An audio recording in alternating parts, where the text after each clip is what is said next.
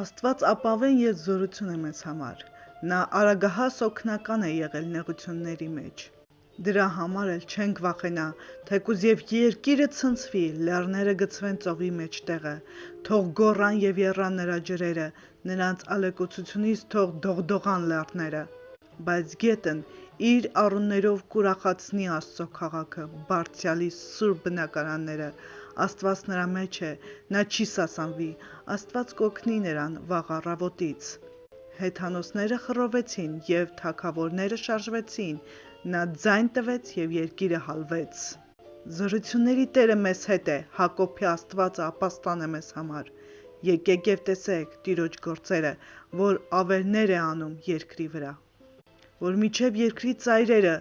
դադարում է պատերազմները, փշրում է աղեղները, կոտրատում է նիզակները և կառքերն այրում կրակով։ Հանդարտ մնացեք և ճանաչեք, որ ես եմ Աստված, ես եմ իշխում ազգերի վրա, ես եմ տիրում երկրի վրա։ Զորությունների Տերը մեզ հետ է, Հակոբի Աստվածն ապաստան է մեզ համար։ Ամոս 46